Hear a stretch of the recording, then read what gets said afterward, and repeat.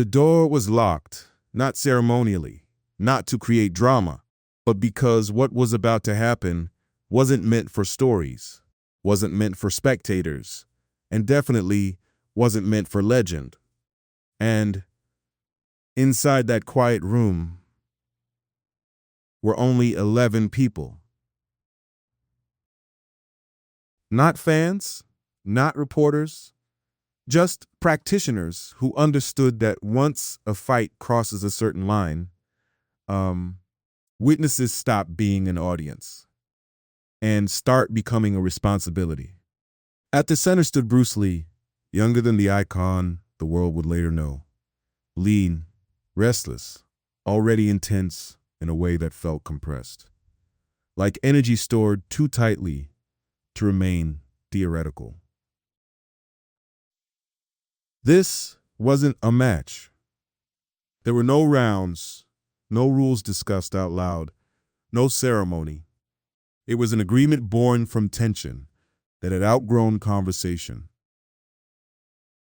The opponent wasn't famous, and that's part of why this fight was dangerous, because unknown variables are always more threatening than known reputation. He was bigger, seasoned, confident in a way that came from having tested his skill against resistance rather than mirrors, and he wasn't there to perform. He was there because he believed something Bruce was teaching didn't hold up when pressure erased structure. And Bruce, who had never been interested in defending ideas verbally, accepted the only test he trusted. The witnesses formed a loose ring, far enough back to avoid collision, close enough to intervene if something went catastrophically wrong. And the air in the room felt thick, not hostile, but alert, like everyone sensed that control would matter more than outcome. When it started, it didn't explode the way movie fights do. It compressed. Distance vanished quickly. Bruce moved first, as he almost always did, not with flourish but with intrusion, stepping inside range before the other man fully set, testing reactions, touching and withdrawing, probing timing like someone checking ice before committing weight. The opponent didn't retreat. He closed space aggressively, hands high, shoulders tight, trying to smother speed with pressure. And that's when the danger surfaced, because pressure removes options faster than speed creates them. You sit down with your opponent today. For a moment, Bruce's usual advantage narrowed. The opponent absorbed movement, kept coming, forced contact, and the fight slid into a range where control mattered more than brilliance.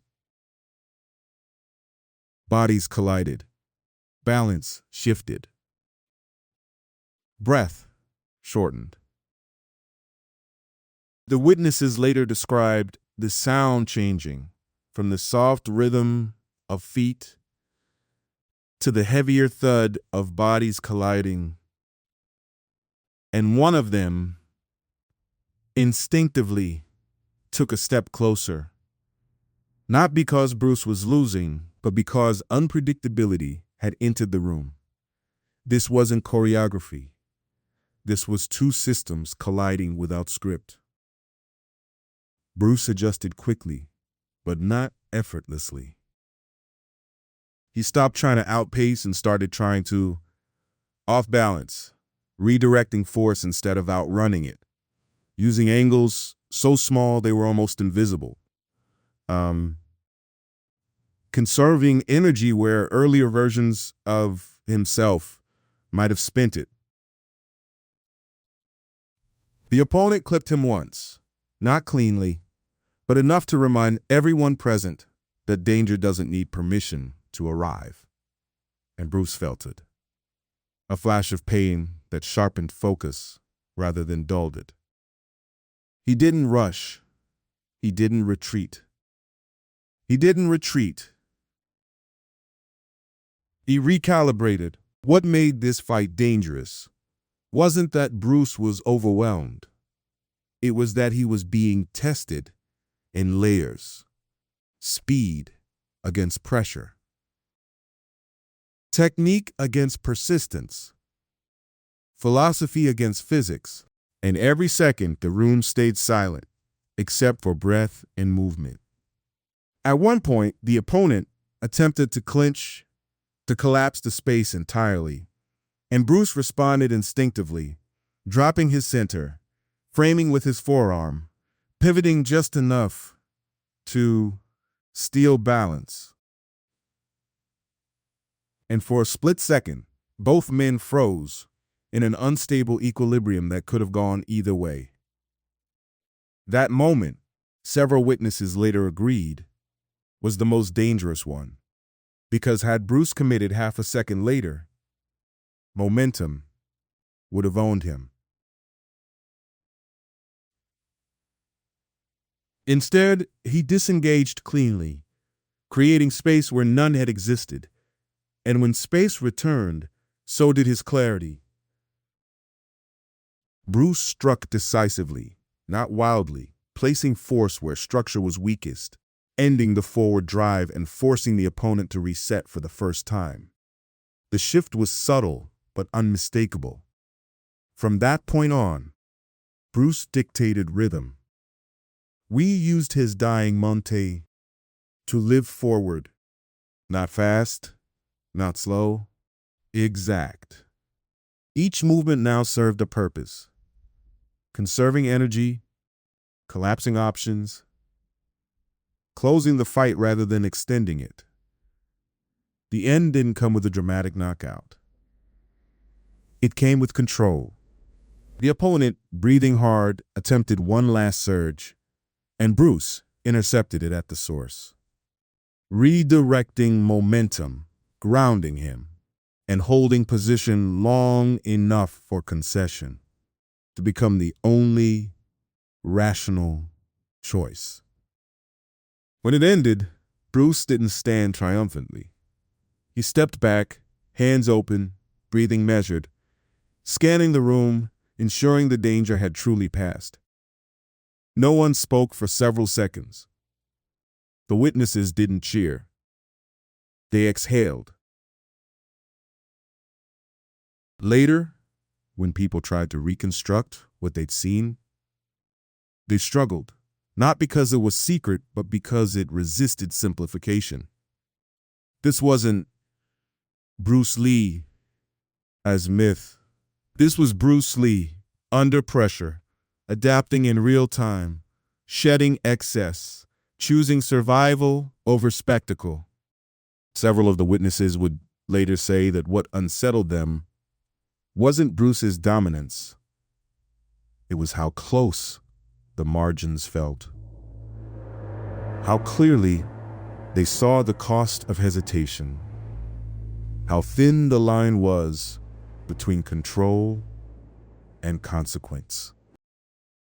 Bruce himself didn't frame the fight as victory.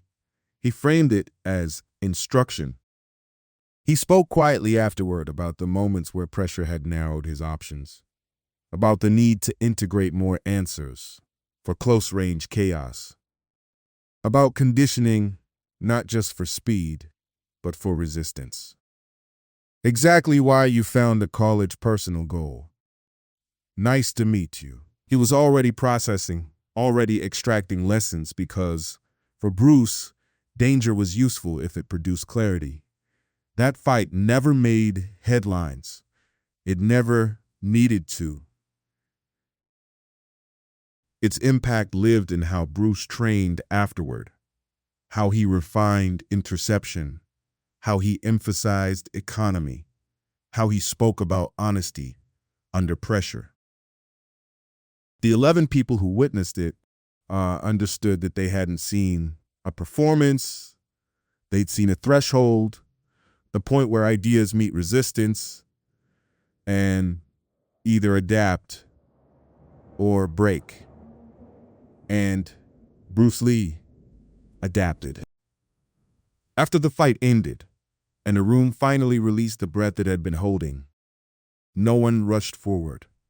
No one tried to frame what had just happened with words, because words would have cheapened it. And in fact, waved smiles on side with. And the 11 witnesses understood instinctively that this was not a story to be performed, but an experience to be carried. Bruce Lee stood there for a moment longer than necessary, not celebrating, not scanning faces for validation, but checking his own body, his breathing, the quiet signals that tell you whether you truly escaped danger or merely postponed it.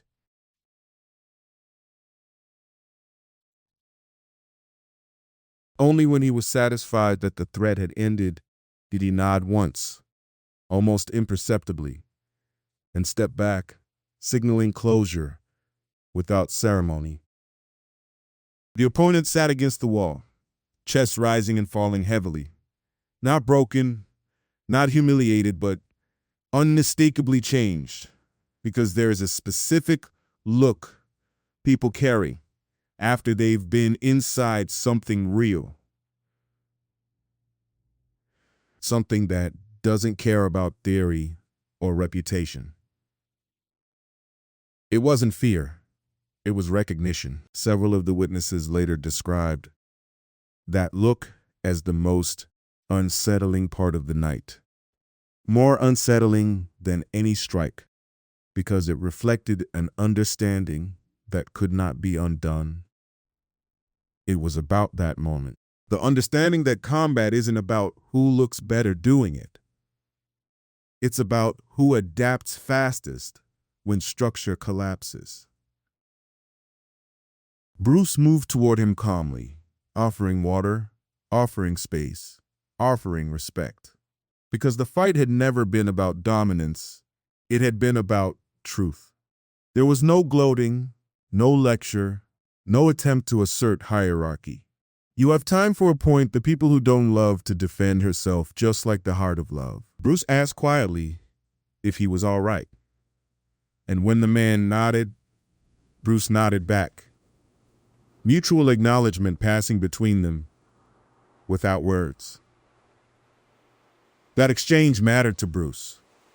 He believed that real combat stripped away social roles, and when it ended, those roles had to be rebuilt deliberately, with care, or else violence lingered in the room long after it should have left. The witnesses eventually filtered out, not talking loudly, not buzzing with excitement, but subdued, thoughtful, each processing what they'd seen through the lens of their own training and assumptions. Some had expected brilliance, the lens of their own training and assumptions. Some had expected brilliance. Others had expected dominance. What they got was something more uncomfortable, a portrait of skill under genuine pressure, where success was earned through adjustment rather than spectacle. One of them later said the fight changed how he understood speed, not as something flashy, but as something that disappears when resistance increases, leaving only decision-making behind. Bruce stayed behind longer than anyone else. Bruce stayed behind longer than anyone else. Bruce stayed behind longer than anyone else. He walked the space slowly, replaying key moments, not with emotion, but with analysis, recalling where pressure had collapsed his options, where angles had saved him, where wasted motion had nearly cost him control. He wasn't shaken, but he was dissatisfied in a productive way. He could feel the places where his system had bent instead of broken, and he wanted to know why. En bara, podimon, en bara, pruum, on delam. To Bruce, those moments were invitations, not warnings. In the weeks that followed, the fight became a private reference point, one Bruce never advertised and rarely discussed, but returned to often in training. Bruce took 3 days to make us challenge the world. He changed the way he sparred, inviting more pressure, more clinch, more resistance that forced decisions under fatigue. He adjusted drills to emphasize recovery after disruption, rather than perfect execution in ideal conditions.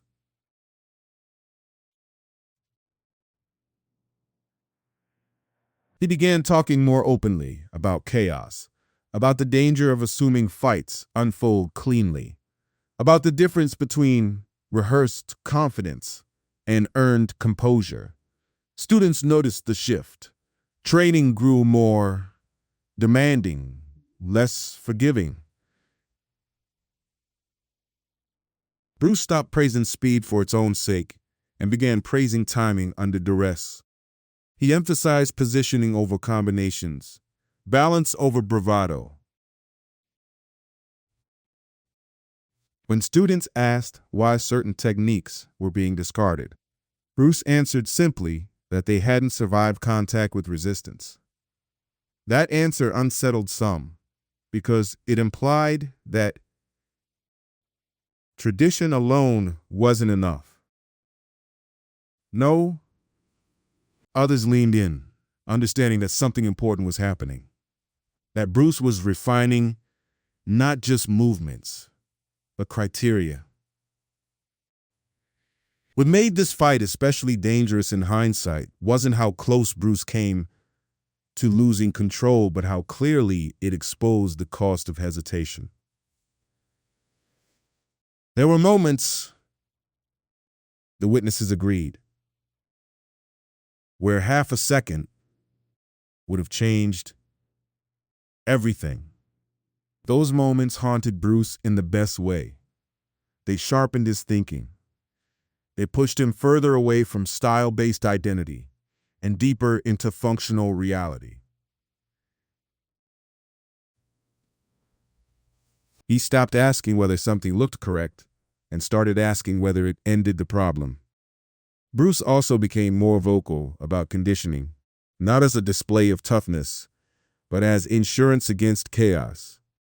Welcome back to Why Lane Definitely Better. We would have Dio Sitch from .com. He increased his cardiovascular training, not to outlast opponents, but to ensure clarity when fatigue tried to steal it.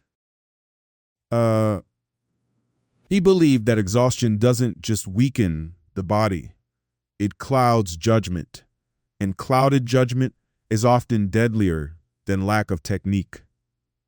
That belief reshaped how he trained himself and others, shifting focus from appearance to sustainability.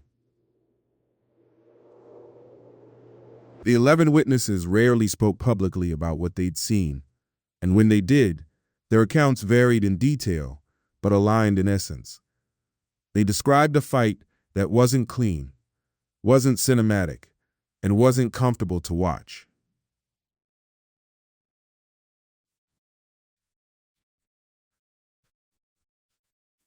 They described Bruce Lee not as invincible, but as adaptable under fire, willing to abandon assumptions mid-exchange, willing to change plans without ego.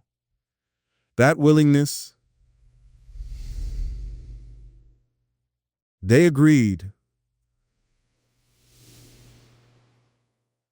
was what ultimately resolved the danger. Bruce himself would later hint at encounters like this without naming them, speaking about the difference between theory and application, about how ideas must be tested violently, to be trusted peacefully. But still,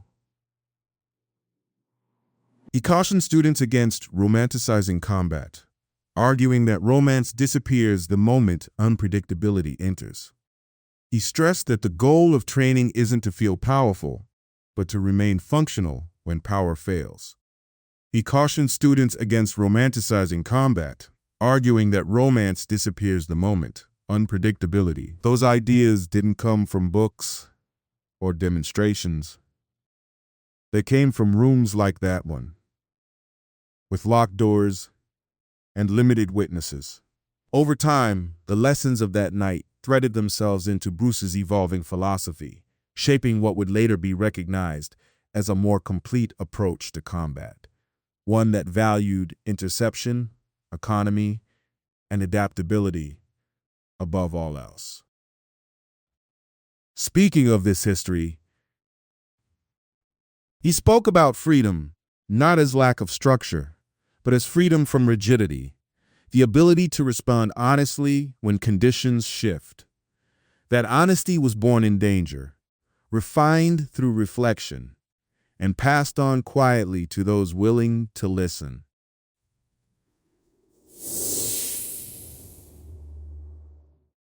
What sets this fight apart from the stories that followed Bruce for the rest of his life is its absence of spectacle.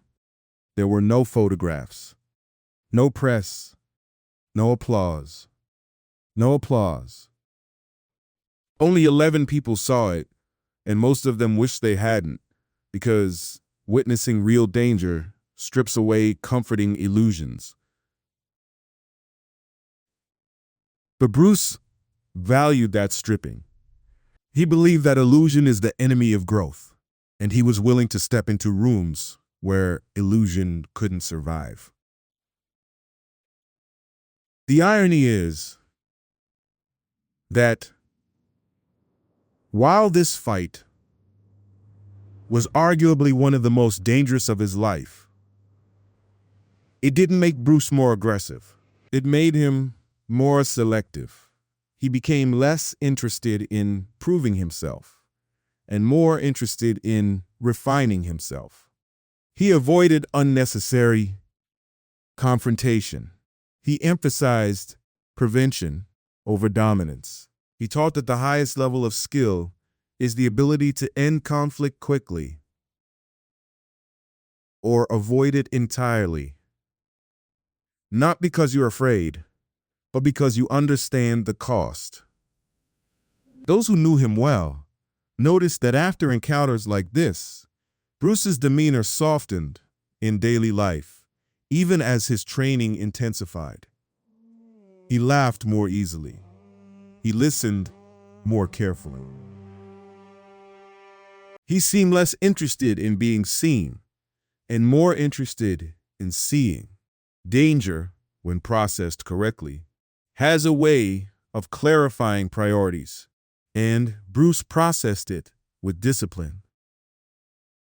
Years later, as Bruce's legend grew and stories multiplied, this fight remained largely absent from the mythology, and that absence is telling. It didn't fit the narrative of effortless dominance. It didn't offer clean lines or quotable triumph. It had a keen book. It offered nuance, risk, and adaptation. It showed Bruce Lee as human, brilliant, and vulnerable in the most instructive way possible. And Bruce, more than anyone, understood that vulnerability, faced honestly, is not weakness. It's the raw material of mastery. The 11 people who witnessed that fight carried it with them quietly, not as a boast, but as a reference, a reminder of what combat actually demands when stripped of artifice. They knew they had seen something rare, not because it was violent, but because it was honest. And Bruce Lee, walking out of that locked room, carried something even rarer, a clearer understanding of himself, earned the hard way. Indeed, I see you looking for a napkin. That is why this fight was dangerous. Not because Bruce Lee almost lost, but because he learned exactly how close the margins really are.